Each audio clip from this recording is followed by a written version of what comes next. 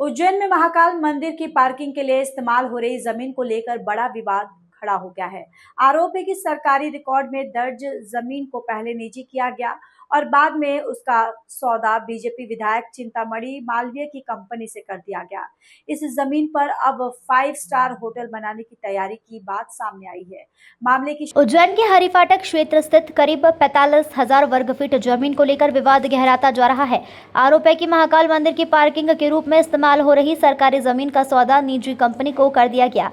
बताया जा रहा है कि 2 मार्च 2026 को यूटोपिया होटल एवं रिजॉर्ट प्राइवेट लिमिटेड ने करीब 3 करोड़ 82 लाख रुपए से इस जमीन की खरीदी की थी। कंपनी में आलोट क्षेत्र के भाजपा विधायक चिंतामणि मालवीय और उनके साझेदार इकबाल सिंह गांधी डायरेक्टर बताए जा रहे हैं। शिकायतकर्ता राजेंद्र कुवाल ने मुख्य सचिव, लोकायुक्त और ईओडब्ल्यू को दस्तावेजों के साथ शिकायत सौंपते हुए आरोप लगाया है कि जिन खसरों की जमीन खरीदी गई उनमें कुछ हिस्से पहले सरकारी रिकॉर्ड में दर्ज थे और वर्तमान में महाकाल मंदिर पार्किंग के रूप में उपयोग है। मामले को लेकर हाईकोर्ट की इंदौर खंडपीठ में जनहित याचिका भी दायर की गई। वहीं शिकायत में यह भी आरोप लगाया गया कि कमर्शियल जमीन को कृषि भूमि बताकर रजिस्ट्री कराई गई, जिससे सरकार को करोड़ों रुपए के स्टाम्प शुल्क एवं पंजीयन शुल्क का नुकसान हुआ है। इधर महाकालेश्वर मंदिर प्रशासन का कहना है कि हरिफाटक क्षेत्र की पार्किंग नगर निगम के अधीन है और अधिक जानकारी निगम प्रशासन भी दे सकता है। वहीं विधायक चिंतामणि मालवीय ने सभी आरोपों को खारिज करते हुए कहा है कि दस्तावेज में जो दर्ज था उसी आधार पर रजिस्ट्री कराई गई है और पूरी प्रक्रिया नियम अनुसार की गई। सर, क्या कुछ कहना चाहिए पूरे इस मामले में? देखिए, कुल करके जब भी कोई जमीन ली जाती है तो उसकी 50 साल की 75 साल की सर्च की जाती है, सर्च रिपोर्ट होती है। उसके बाद वो इतने समय तक किसके नाम थी, उसकी हिस्ट्री देखी जाती है। अभी वर्तमान में जमीन किस तरह है, अभी वर्तमान में किसके नाम है, ये देख करके जमीन खरीदी जाती है। फिर जमीन के ऊपर जो दर्ज होता है, यदि वो आवासीय दर्ज है तो आवासीय का शुल्क लगता है, यदि व्यावसायिक दर्ज है तो व्यावसायिक का शुल्क लगता है, और यदि कृषि दर्ज है तो वो कृषि का शुल्क लगता है। तो स्वाभाविक रूप से दो चीजें देखी जाती है, एक तो उसकी हिस्ट्री और सर्च। ये अभी 1 बजे का है, इसमें तारीख आप देख सकते हैं 19/5/2026 और 1 बजे का उसमें टाइम लिखा हुआ है 1:10।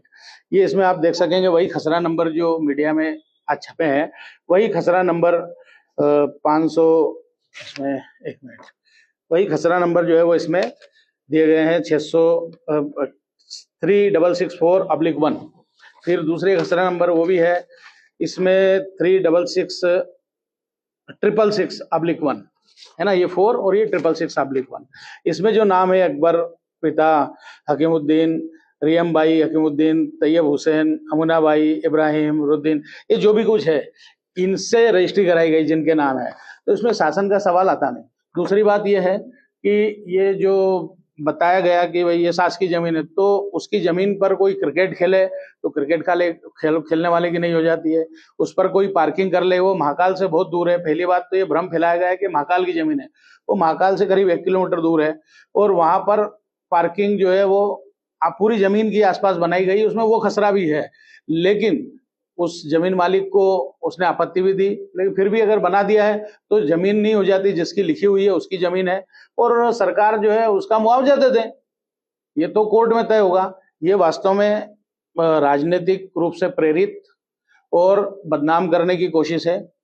कुछ जो उज्जैन की राजनीतिक शख्सियत है, बड़े लोग हैं, वो इस तरह के मुद्दे उठा करके अपने राजनीतिक विरोधियों को परेशान करना चाहते हैं, उनको बदनाम करना चाहते हैं, उनको उलझाना चाहते हैं।